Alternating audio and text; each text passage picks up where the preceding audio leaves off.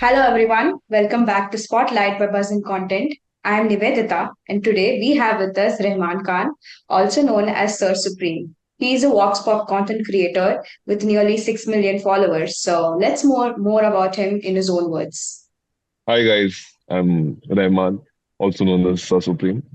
She already gave a introduction, wonderful introduction. So yeah, so I've been making content from last 2.5 years, mostly reels and shorts, both on YouTube and Instagram. Vox Pop, a lot of different challenges, giveaway type of videos. Yes, so the journey has been really good. Okay, so right off the bat, I just want to ask, can you describe a bit more about your content creator journey? How does it feel?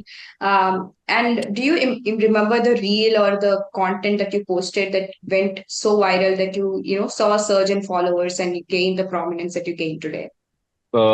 Yes, I do remember, but thankfully it happened to me uh, very fast, to be very honest. Like when it was like probably my fifth reel or something that I posted, which got really viral.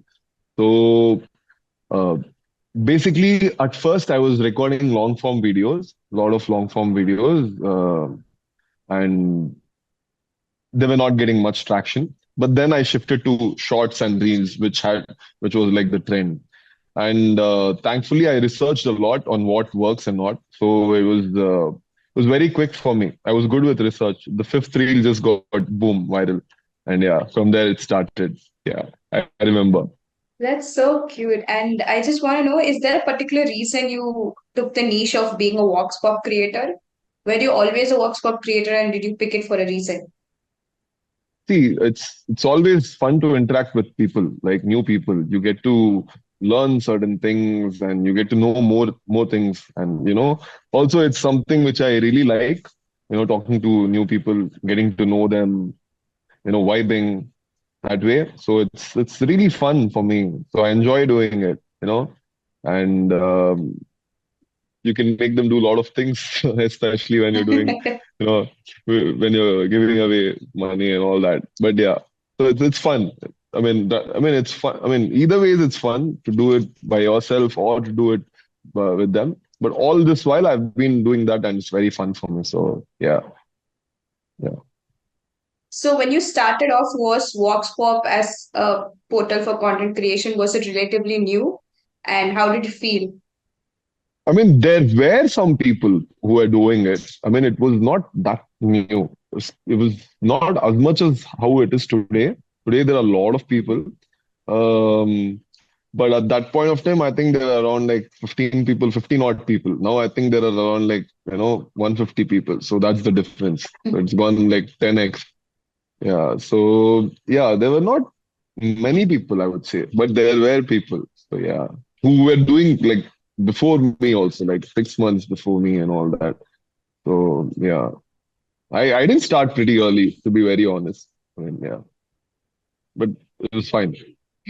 Managed it. That's That's nice. So could you like walk us through your ideation process? Like how do you pick up the location? How do you pick people? How do you pick questions to ask them? And generally in interacting with people, not a lot of people are going to be on camera to talk. So how do you navigate that? Okay, so first ideation process, right? So I always I have this habit of writing it down, right? I don't like to type it on my computer and all that. So you know, I might take inspiration from someone else who's doing good or something like that. Then I try to make it way better. Like what can I do extra and all that. Or sometimes I come up with I mean, I'll mix a lot of different ideas, different concepts. Then I'll try to come up with something new. Because as a content creator, you need to post videos very regularly, right? So you need to have a lot of ideas and a lot of videos to generate. So you can't sit and think for each and every video, like from the start to end. So you need some kind of inspiration or reference in order to like make a really good video. So I take some reference, I try to make it way better than how it is normally. So that's how it is. And if I want to do some special video script, I try to think it in the angle of the person who's going to watch it, like the viewer.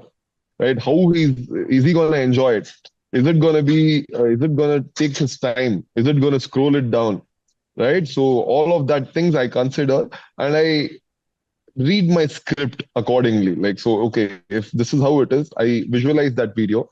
If I'm watching it as a viewer, would I like it? Would I stay in the video? Or would I just like, do Hmm. that? So I take that into consideration. That's very important part of my process. Yeah. Yeah. So Also, how do that's you number pick? one, ideation. Yeah. Yeah, So okay. So I have to talk about how I go and approach people, right? location, yeah, and people. Yeah. Okay, so location is usually, see, I used to do in Bangalore a lot, right? Usually used to do in Church Street because there's like a lot of crowd over there, right? Now Mhm. I've shifted. I was branded as the Church Street guy and all that, so I wanted to like, yeah, so I just like, I shifted from there, and like it shifted because like I want to give everyone equal chance, right? To like be part of my video and all that. So I do in different parts right now, and like picking up people is not like I don't know. It's very naturally easy for me. I mean, it's like I can like just go and pick out a stranger, just go make a conversation with them. I don't have a problem at all. But yes, I do get rejections, but like I don't know if I get rejections also, I'm completely okay with it. I mean, it's Hmm. just fine. It's just part of the process. You can't really have a success at every go, right? So it's Yeah. completely fine. So it's fun, So you right? Yeah. so you do like a pre-talking before the video starts. So Sometimes I do that. Sometimes I'm just like, hey, come be in my video. That's all. That's all. So, yeah, I'm sometimes it's like I'm making a video. I don't tell them. Usually I don't tell them what I'm gonna do. Because if Hmm. I tell them, it's gonna kill the excitement and they're not gonna be excited in the video. And there have been a lot of times where I just like give them 5,000, 10,000. They're like just shocked, like what's happening, like that. So that also happens. But yeah, and people think like it's fake also. So yeah, yeah. So it backfires that sometimes. Yeah. And talking about the point where people think it's fake, a lot of people even think the responses when they're so good or juicy or they have that viral element, people often think it's like scripted or something. So I just wanted to ask, is there an editing process or something that your videos go through where you're like, this response, if it's in the first few seconds of the reel, people are going to watch it, or this response needs to go out of the video? Is there a process, editing process that you follow? See, editing, I try to keep it natural, to be very honest, because like people should get that authenticity from the video. Or else, I mean, like, see, if 100 people are going to watch a video, for example, just for simplicity, 50 people might think it's fake. It's fine. It's completely fine, 50%. But other 50%, they should not think it's fake, at least, Hmm. because those ones would like properly analyze you and observe you. Other 50% might just like tell you, yeah, it's fake, it's fake, it's fake, because they can't believe it, right? So it's fine. That's completely fine. But you have to at least be just to the other 50% who are like properly observant. They are observing your video. They know the reaction. They can get the authenticity. So uh, those 50 people become your tribe. Those people become your followers, the actual followers, right? So that's my this thing. So keep it authentic. And in editing, obviously, in editing, you have to take same thing. When you're editing, the process is very simple. Just look at it in the put yourself in the shoes of the viewer. That's it, and then like edit it accordingly. First, I used to edit. Then I've trained my editors right now, and they, you know, over the time, it works like that. So now they work and they do the editing. I've trained them accordingly. Yeah. Got it. Talking about being just to your audience, I just wanted to ask a bit more if you could spotlight something about brand collaborations and how they work. How do you pick the brand that resonates with your creativity? And sometimes brands want their paid viewership to be in a certain way. They like ask your content to be in a certain way. So has it ever happened where you had to compromise with it, or like what are the some things that you follow when you sign up for a brand collaboration? Okay. So see. I usually, for me, there are certain values and principles which I follow when it comes to brands or whatever it is. I will not, first of all, it is like no matter how much the money is, I will never promote something which can be harmful for my viewers, no matter what, be it in terms of finance, be it in terms of health, be it whatever in terms. So I first take that into consideration. It should not be harmful to the person, right? Sometimes, to be very honest, it's extremely difficult for not just, I'm not just talking to about myself, but for a lot of content creators, right? It's extremely difficult because, like, especially for me, because like I give away a lot of money, right? So all of that money is like what I'm making through brands and like through YouTube AdSense. That's it, right? It's not like I have some business or something like that, right? So Mm. it's through this. So whatever I'm making, I'm giving back. And when brands are asking you and you have to make more videos where you're doing more giveaways, it becomes and at the same time brands are like, no, you have to do this only, you have to do that only. Sometimes it happens like that. It's very difficult, to manage both of them at the same time. You're right in the middle. So but still, thankfully I've managed it somehow, and I've been very true. I've not promoted any betting app or anything as of now, right? So it's been very, I always take that into consideration. And like even according to the brands, right? So they want their ROI, whatever they are, if they are paying. So I try to keep it true to themselves also. I mean, I try to keep myself true to them as well, like true and honest to them as well, because like it's not just one person I'm working for. I'm not just working for my viewers. I'm also working for the brands, if you see, to be very honest, right? So Mm. I tell them instead, like, no, if this is not going to work, I suggest them. I'm good at marketing and branding because I've researched a lot on that, right? And I'm in this field for a long time. So brands sometimes, not sometimes, a lot of times they just come a little bit pushy, and sometimes they are really creative as well. They want to be pushy, and I tell them it's not gonna work. Viewers are not gonna respond. It's just like being too pushy. So you have to change this, change that, and then if they like it, if you're being authentic, if I am being authentic, and like you guys are being authentic by accepting the script which I'm giving to you, then it'll be a success, and people who like it will take it and go forward. Yeah. Even if I have to reduce my commercials for that, I do it. Right. That's how it is. But I won't uh, promote something or push my audience to do certain things. Yeah. That's extremely important for me. That sounds really valuable, like something that a lot of content creators can take home from this conversation. I also wanted to ask, do you think there is a sudden rise in Vox Pop content creators, or are all people navigating towards the entertainment value of creation, or what do you feel is the future of Vox Pop content creation? So I feel, yes, there is a rise in Vox Pop content creation. Definitely. There's a lot of rise because like some people are just doing it. I feel like uh, just to talk with strangers, to be very honest. I've seen that. Like I'm not even kidding. Just to talk, and it's good. It's fine if that's what they don't creep out the other person and they're being respectful, and like decent. That's very good. Uh, there are a lot of vox pop creators budding every time, especially because it's short form, right? It's a reel and it's easy to make. It's not that difficult to make. And so they are coming, and I see a lot of creativity as well. Different types of people in different niches, not just in Vox Pop itself. Someone is like doing complete philanthropy. He's completely doing philanthropy. Someone is doing challenges type. Someone is just focused on relationships or dating sites, social connections, and all that, right?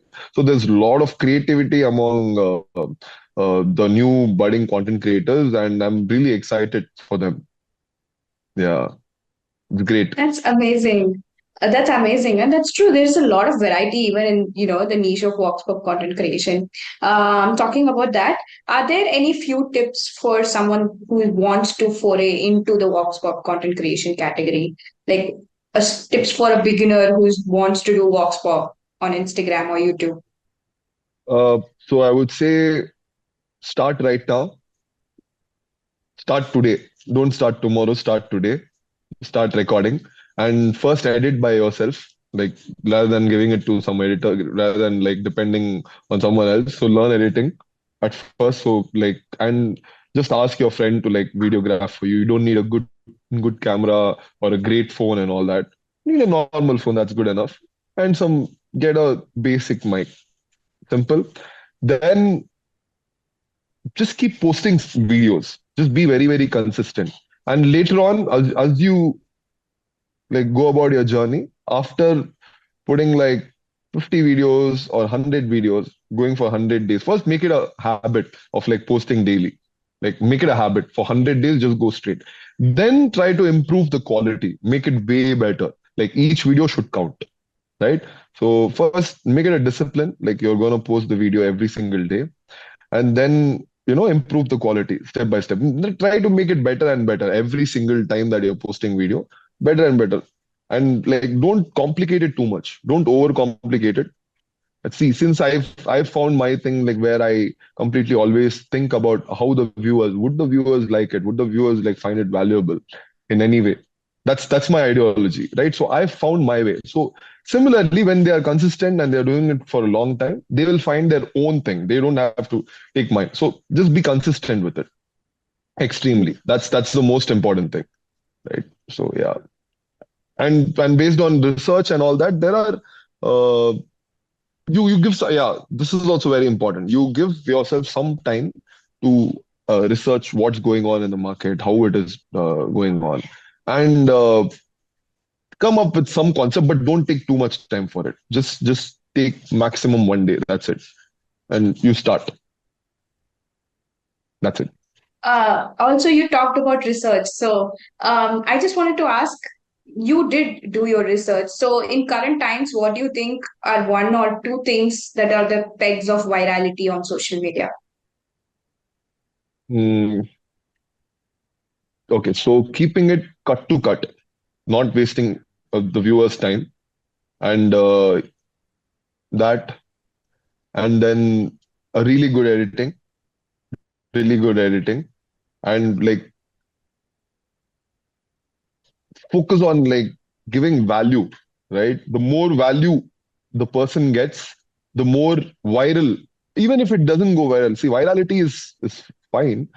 When it comes to virality is okay. But I mean, but it's more about, is that video which is going even like 300K views, is it providing value to people? Because like if it goes to 300K, it gets 300K views and people get a lot of value. It's the same thing. In that 300K people, at least 200K people or 150K people will become your loyal followers. They will start following for you. If some post goes like 3 million or even 30 million views and it just got viral and there's no actual value there, even like 30 people won't be your loyal followers. You'll just be one more person, right? Especially in Reel.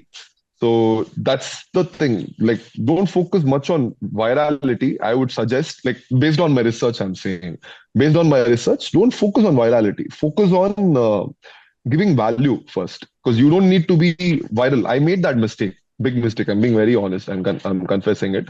I used to focus a lot on virality. How to go viral? How to go viral? I know how to go viral. It's I've researched on it, but I've come to know at the end of it, be like those people, like be like Think School, be like Raj Shamani, be like Beer Biceps, who are giving value to people with their Mhm. podcasts, with the information.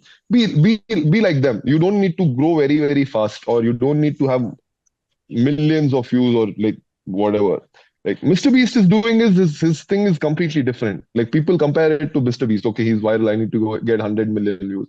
It's good to think like that, but you know, aim for giving value. That's the number one thing, which is most important in content creation, not the virality. So I would like not even answer that question.